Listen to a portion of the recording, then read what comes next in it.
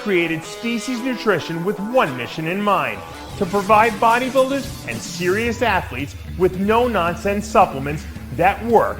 I put my name and reputation on every bottle of Species Nutrition products. If you want to be your absolute best, join the evolution.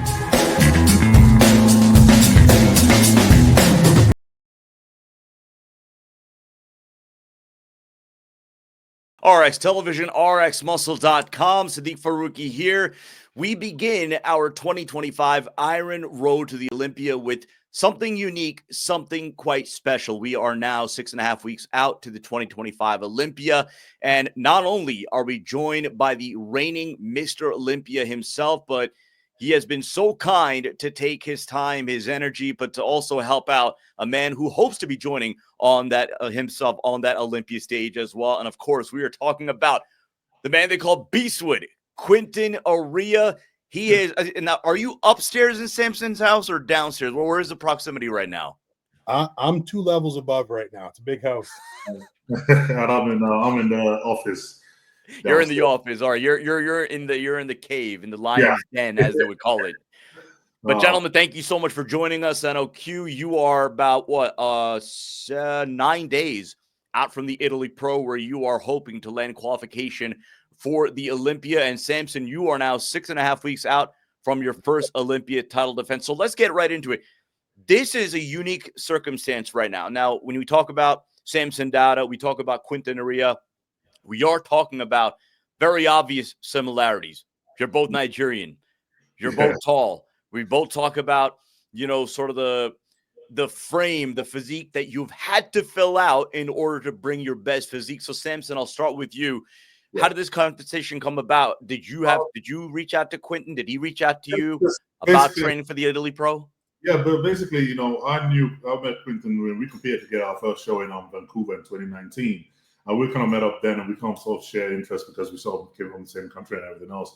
And it was such a nice experience to sort of share that moment with him. And as obviously time go on, we've kind of progressed. And I'm at this stage, and I see how much he's progressed as well. And you kind of know, we're looking at his physique, and I watched obviously Texas and the Tampa Pro. And I saw where he was at. And I remember he kind of gave me a memory of where I was at just a few years ago, where it was just at that line, just to cross over to that mark where you actually bring out your best physique. And I saw it, and I saw the results of the 2 shows, and I just thought, I sort of have a good idea from experience of where he's at and what he needs just to tip over into that stage and tip over to that point where he can qualify for the Olympia. So I kind of just say, I reached out to him and said, bro, you know what, look, I know where you're at. I think I can help. If you're interested, you can come down and stay at mine for 3 weeks, and we can train together, and we can also touch base together, and I can pass on as much knowledge as I can to you to try to get you just over that hurdle so you can actually be on our Olympia stage this year. And, props up to him. And right when I said it, he jumped at the chance and he agreed to it. And, it just kind of came about. I mean, this came about literally straight after Texas. I reached out to him literally the next day. And before you know, that same week, towards the end of that week, he was over here. So he pretty much just dropped everything and ran off straight away. So, props up for him for being able to sort of accept the idea that, he has something that he wants to learn and he wants to be better. And he's willing to do whatever it takes to reach that. And, not many guys will quickly drop everything, come take up the opportunity. But, he saw the chance of him being better and improving. So, he was up for that. And he's been great ever since. Quinton, so, I mean, that's great to hear that this happened really so suddenly after the Texas Pro where you finished third. Let's talk a little bit about, the progression that it's been for you, right? We go back to last year, the New York Pro, and it was then after the show, you came out and you kind of declared that from here on out, at least for the foreseeable future, you were going to be self-coached, that there was a lot that you learned about your physique over the course of your bodybuilding journey, and you felt like you could do the best job in terms of your own physique. This year, placed second at Tampa, placed third at Texas. Now, for the first time in your professional career, you're going to be competing in 3 professional shows, Italy about 8 days away. When you get that message from Samson, what are the emotions? I mean, this is a day after you've placed third at Texas, good, solid. I mean, one of the biggest, if not the biggest lineups in the entire Pro League calendar. But, you get that message from Samson, and obviously you've known Samson, you've seen his journey, you've seen his rise at the top. Were there any parallels that you saw for your own career that you saw, in our current Mr. Olympia? You said to yourself, like, I cannot, if I miss this opportunity, I'd be the dumbest person alive. Oh, yeah. I mean, I've always had a lot of respect for Samson. I've always admired his physique, and like anytime I had to compete against him, I'd be stressed. I'm like, man, because I got good shape, but he always had good shape and he was bigger. So it was seeing how he progressed over the years. It was just like a really cool and unique opportunity. Like, how often is the best bodybuilder in the world going to reach out to some guy like, hey, I think I can help you, you know? So it was a very emotional experience for me, but I jumped on it and I went for it, man. And it's been the best decision I ever made in my career. So not only, because again, my initial understanding, and I want to clarify this for the audience, if they're thinking the same thing, my initial understanding was that you guys are training together, but in fact, you are living together. You're staying at Samson's house. He's very generous to do that. So now, I mean, you're getting the full gamut. You're seeing how not only does he train, not only does he how he eats, how he preps his food, how he goes about sort of the day-to-day, of a champion bodybuilder. What have you been able to absorb so far, just getting to witness, really the day-to-day of Samson Dauda? The best way that I can put it is there's so many experts out there. There's so much information out there. There's so much stuff out there that isn't real. There's a lot of fluff. Like, man, I come here, it's just the basics. It's mastering the basics, mastering intensity with training, prioritizing recovery, prioritizing keeping stress as low as possible, and just being aware of how your body feels. And man, just like if you were to see like this, yeah, it's all the basics is what makes this guy great, and to actually live here and see what he eats, see how he trains, see him do cardio, see him pose, it's next level, man. Like it's like it's a different kind of heart that you have to take it to that level. And like I said, there's a lot of information out there, and for a long period of time I'll do this or I'll do that. I worked with certain people and I was under the impression that this was the right approach, this was the way to go. And yeah, it's just things were overcomplicated, and like this, what I see here, what I'm experiencing, what I'm living with the training, like this is real. Like this is real bodybuilding, and it's intense. Samson, so when you take on someone like a Quinton Eriya, and again, I think when you look at him and his physique, but then you also sort of see the progression of his career, and I think you kind of draw the parallels, of your past. When I interviewed you in the past, you're very candid about the fact that at certain points you considered leaving bodybuilding altogether because you had setbacks and you truly pondered the future of your career in bodybuilding. But when you bring in Quinton and you see his shape, you see the P word, potential, which is a scary word in and of itself because potential is what get coaches fired. What did you want to kind of mentally lay out as far as a path that you have, say, 13 to 14 days with him?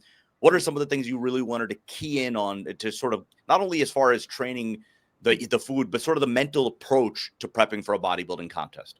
Because I've been in that position before and I know what it feels like. And it's, as much as you can have people and coaches and family tell you, yeah, just hang in there, keep going.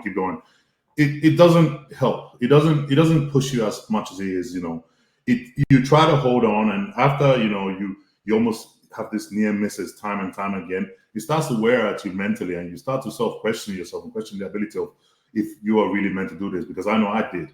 And it's at that moment where you almost at that point where you can break. It's that moment, that defining moment. Okay, would you just give it one more go? Would you stick around another time? And so seeing that, recognizing and knowing that, okay, that moment might come up very soon. And when you see another individual that has that potential, and man, Quinton's a big potential of bodybuilding. You see his physique, and he just screams out, okay, hell, he's going to be a top bodybuilder in no time. And you can see it, and you almost don't want that to be wasted because you see it, and I recognize it because I recognize it myself when I was coming up. So I see it, and I'm like, damn, I know he's doing his thing, and I know he's progressed so much already, and I could just see that he's just right there. And when you're just right there, you don't realize that things are not going right, and you can sort of either overanalyze it, or you can sort of catch a point where you get disheartened by it. And I just kind of thought, you know what, just for the idea of this, to raise this sport and raise him and get him there, if there's anything I can do to help, then why not? Why? I just can't, I don't feel comfortable to see it and see someone so talented that is at that spot. And I know for a fact when I was there, I would have killed to have someone reach out to me and say, hey, you know what, this is where you are, you know, all you need is this. And for it to come from someone who's been there and been in that exact position, it's real, because then I can discuss it to you and I can talk to him, because I called him right after Tampa. I right for Texas, and I knew exactly where his man is going to be at after a show like that, and what it does to you psychically. You know, he's really a hit. And you know, as much as people could tell you, you know, yeah, man, I had you place in here, or you could, you know, you just need to be this and that. It doesn't help. It doesn't help. So to know exactly what he needs at that moment and say, look, come on, man, look, okay, scrub that off. This is what we need to do going forward. If you're willing to take this on, look, you're right there. So that sort of kind of be my thing, where I just kind of reach out to him and say, look, and then, you know, have him come over here, and knowing that he's right there and I can push him just over that edge and just give him a little tap over it is something I just feel like, you know what, is sort of my position, and, you know, something that I feel in my heart I should do. Well, let's talk about the training aspect. Because Samson, when I spoke to you a few months back at the Detroit Pro, at that time, and it was a very stressful time for you, because that's when you were constructing the gym. Right now is the cave. You were talking about the whole process that it was to get the equipment, to find a manufacturer that was able to, you know, equip you in a short period of time, whereas the lead times are generally fairly long. But you also talked about sort of the vision, right? Obviously, you needed your own training space, but that this would give you an opportunity to be able to take in someone like a Quinton and kind of have that alone time with them. What are some of the fine points of training? And I guess if you want to expand beyond that, the posing that you worked on with Quinton. So basically, you know, one of the fine points is, like, I know that my approach that I've done for the last 5 years has shown progress. And every time I get on the bodybuilding stage, people see how much I progress and how much muscle I'm able to put on and how much my look keeps improving from show to show. And I know that works because I've even done it with friends of mine. I've seen them progress using that same way. So I know the technique works, but at the same time, you always kind of think, okay, right, if someone at this level, or someone that is a top pro bodybuilder or has the potential to be a top pro bodybuilder, does that same training style, live that same simple life, and come back and master the basics, what would they happen with them? Would they be able to still have that same level of improvement like I do? So I was kind of curious. And so when we created, you know, I created my life around bodybuilding at home, the gym, everything is catered to make me the absolute ultimate environment for bodybuilding. Everything, all the surrounding, everything about me is to be, we have around here is just to make you as best as you can be as bodybuilding. So I thought, okay, we've designed this whole facility and we've designed everything to cater to that. And now it's almost like a point of, okay, you know what, I want to test it out. I want to see if I can get somebody to come over and then push them through and see what the result would be. So it was also a double-edged opportunity for me to kind of say, okay, right, there it is. There's somebody right there that's just ideal for this. So let's see if I can get him over, get him to training, and get him to sort of taking on the more simple approach to things. Because right now with bodybuilding, it's to put it in a nicer word, man, it's being extremely complicated.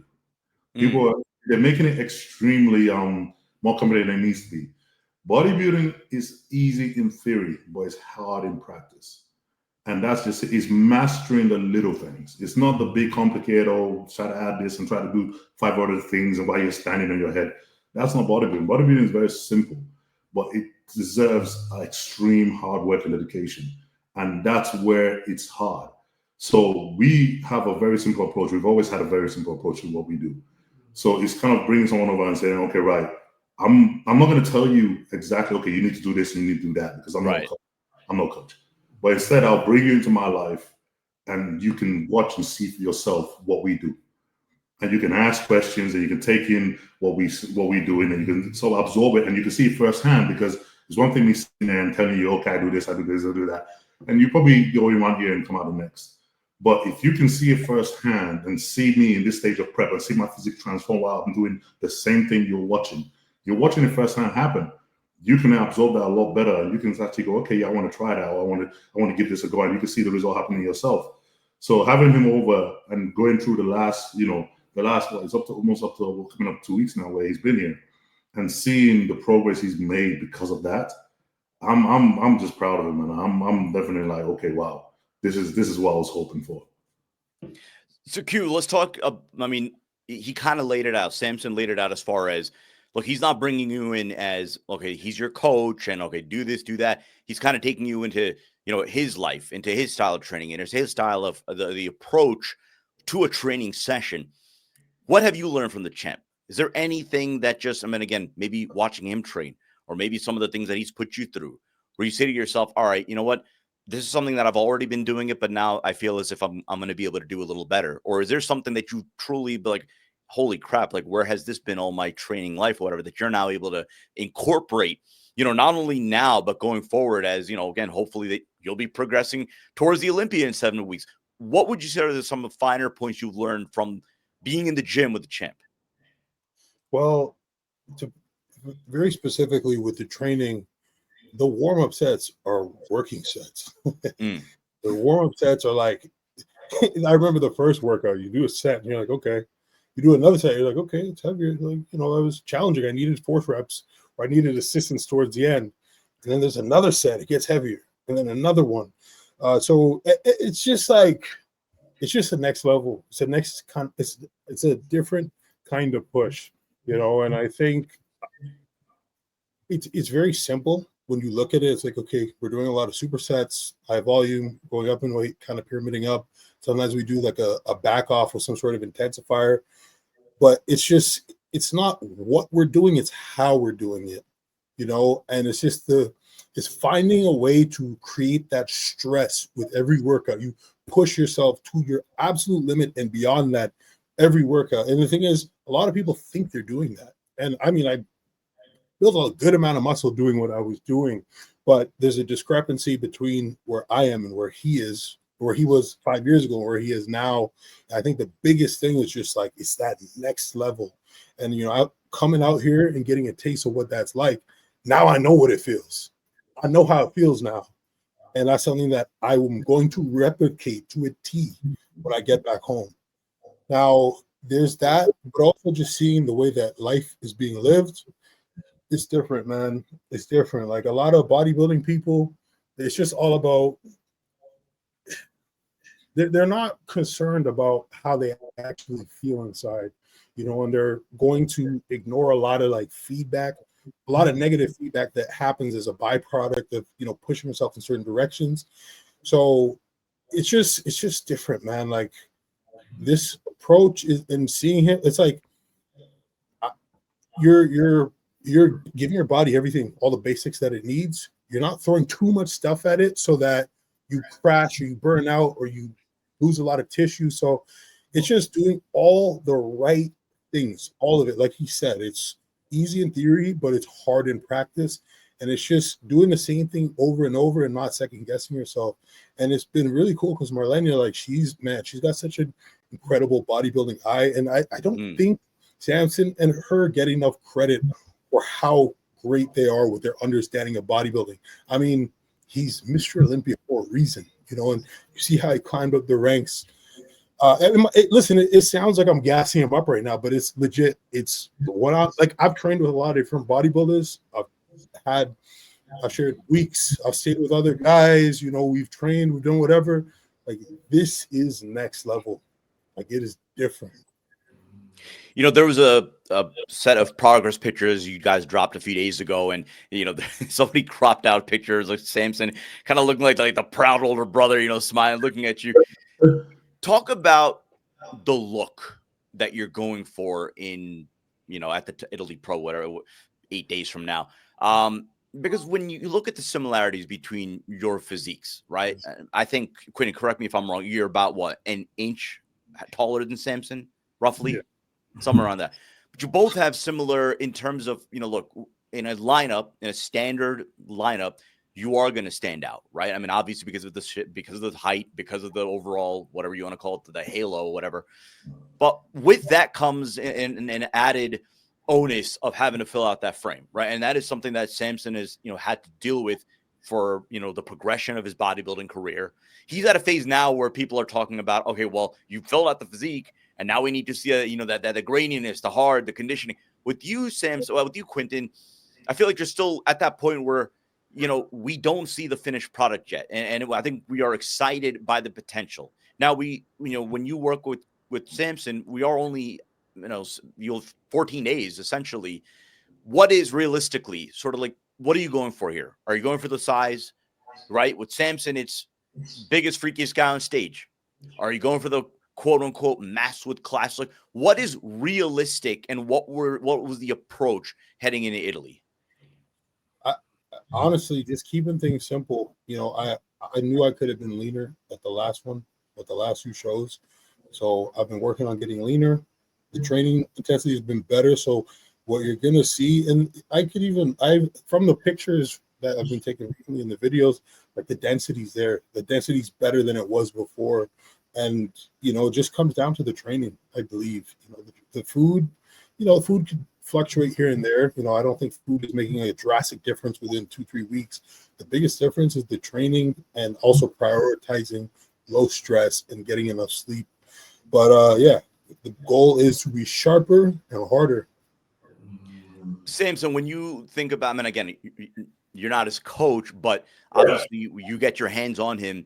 There are certain things where you say to yourself, all right, look, if you could do this, that, I could envision this kind of a look in under his scope of 2 weeks. Yeah. I mean, we are now, 7-8 days out. Yeah. What are the things that you feel like you really need to hone in on approaching the finish line? Is the plan to torture? Is the plan training? Is the plan food? What do you envision over these next few days? So basically, it's a simple one, man, because where he was from, especially compared to last year when he compared to pro, and he shrank down a lot. And we could see that from that shrinking down, he did have the detail, everything is there. But because he lost so much size for it, that became a much more smaller and flattened look, and it didn't flatter his physique. Especially Quinton, we're big guys, we're big muscular guys, and we have to look round and bubbly to be impressive. Yeah, we're not going to have the dry, grainy skin just like that, because every time we try to suck down for that, we end up looking like what he did back in New York, where it's almost like you flatten up and you lose that pop. So the main thing when I looked at him, I was like, okay, he needs to come on tighter. But at the same time, doing that is not to lose muscle while he's doing it.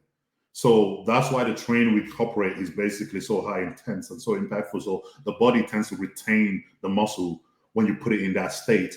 But then when you're dieting down, he's getting leaner. He's basically getting leaner without and showing that detail, but holding on to the muscle at the same time. So now when we look at him, he hits a side chest pose. You see striation across his chest and his shoulders. Paws are feathered. His glutes and hamstrings are popped out. He's just razor sharp everywhere, but he hasn't lost the size to get that.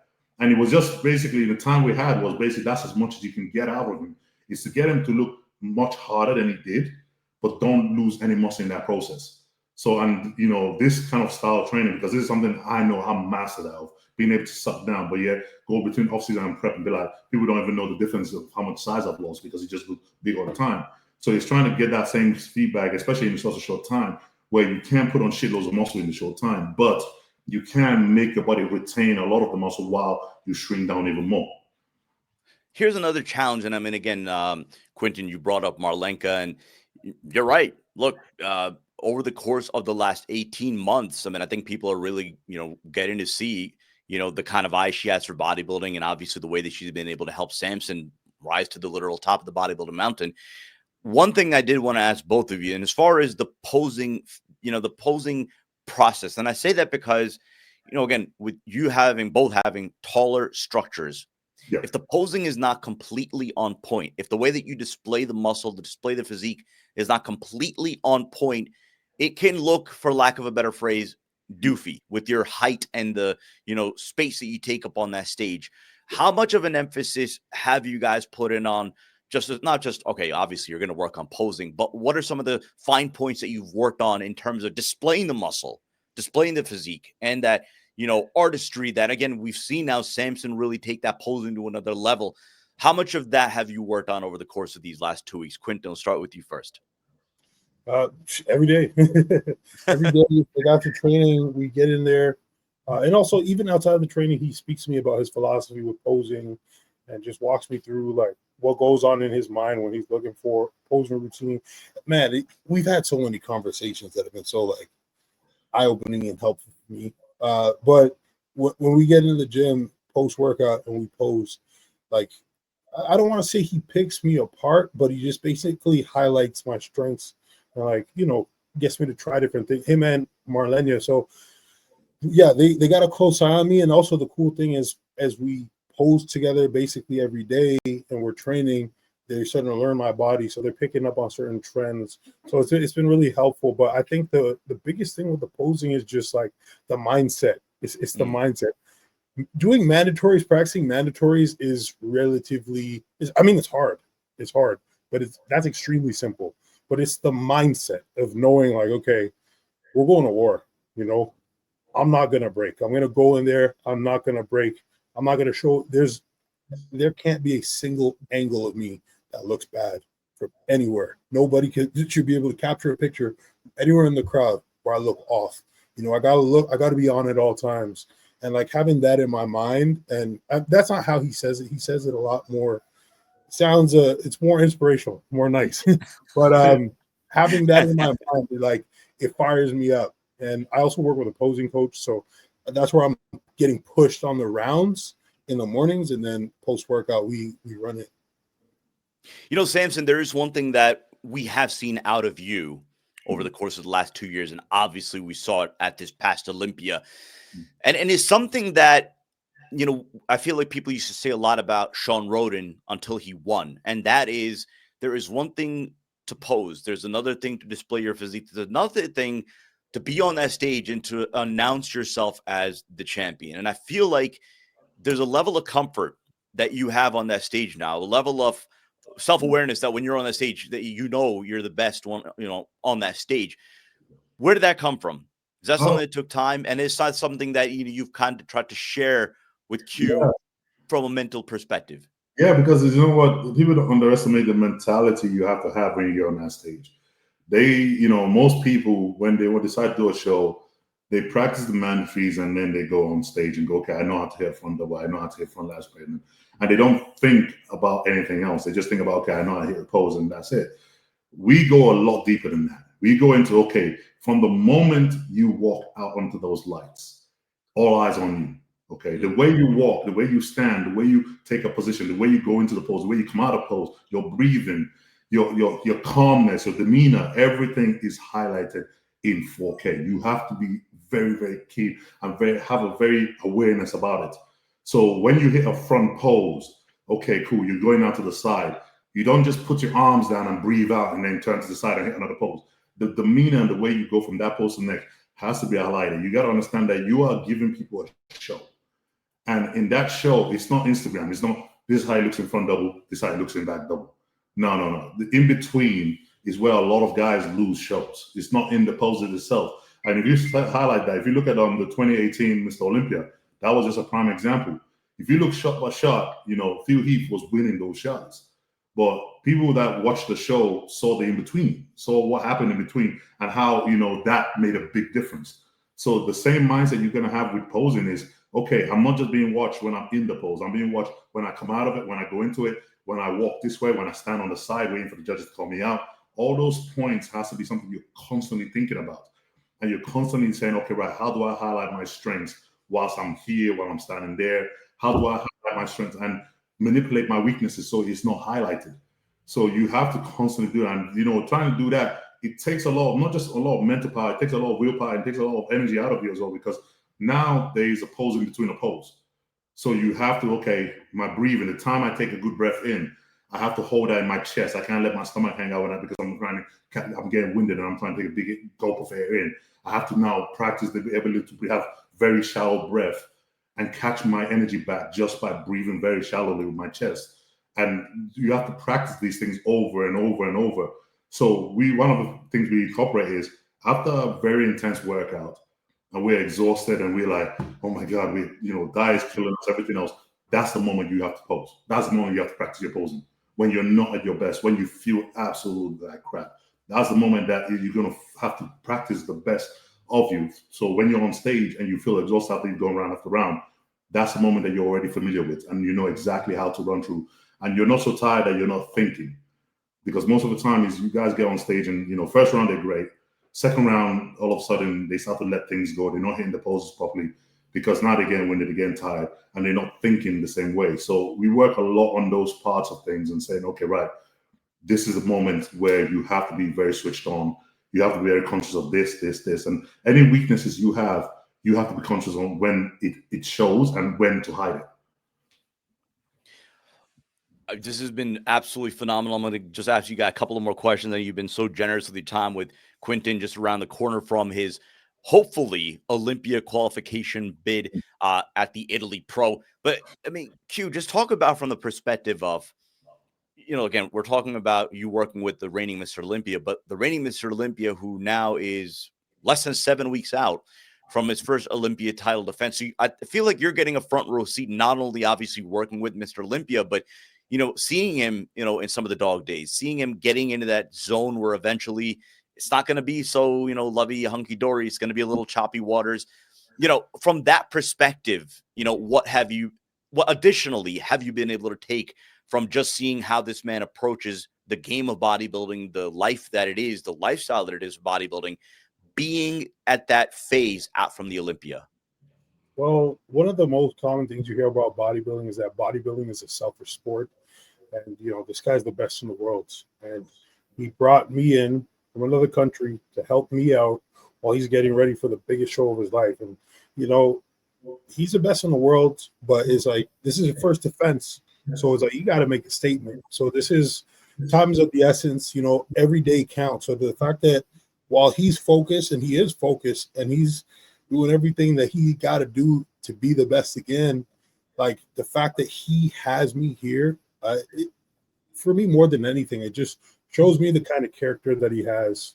But I'm honored to be able to witness it. I'm happy to be a part of it. I'm happy to, play my role and push him in the gym as well. And if me being here sparks motivation for him as well, then I'm more than happy about that too. But yeah, it's just been an honor, a privilege, and I'm learning so much. Well, Samson, I'm going to close this out with you because, again, the Heat kind of led right into that. I mean, as far as, again, you generously taking your time, and at a time when, again, really you would be shutting the doors off to the rest of the world in order to really lock in. And certainly we'll have this conversation later on down the road. But just as far as now where you are at, less than 7 weeks out from your first Olympia title defense, I mean, just incredible to think of where you are right now in the annals of bodybuilding, in the annals of bodybuilding history, in the hierarchy of bodybuilding at this point in time as Mr. Olympia. And you're now veering towards that period of prep where now you're going to be zero dark, fully focused, tunnel vision towards Vegas and your first Olympia title defense. Where do you feel like you're at right now? And if you can share sort of where you're at and what you envision in less than 7 weeks on that Olympia stage, physique-wise, perhaps something maybe even different than what we saw last year, what would it be? So basically, our goal is very simple, man. What the feedback the judges are giving us is the same simple feedback, man. We just want to see you tighter. And for me, that for once is a very, very simple goal to hit. Because it's different, where now my physique is much to the point where my muscle groups are more complete. I have that density now where I don't fluctuate between being full or being flat. I'm just constantly round and full all the time. So I don't have to worry about losing muscle group if I over diet or anything like that. It's the point where this is taking years to get this level of maturity. So now I'm in a position where I'm like, I don't have to worry about anything. I don't have to worry about losing my legs or losing my back because I over dieted.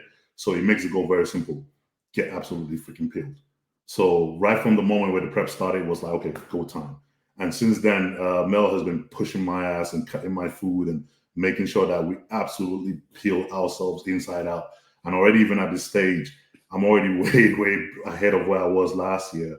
And, and it hurts. It hurts. It's hard without a doubt. But at the same time, I know that this is what the goal has to be for me to show my best at this stage.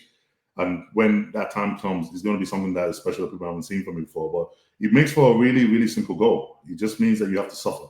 And that I've done all my life. So suffering is easy. Suffering is the part that I can do very, very well. So it's just, okay, suck down as hard as you can and hard as you've ever done. And then just come in the way you are. And that's it. So it makes my goal very simple.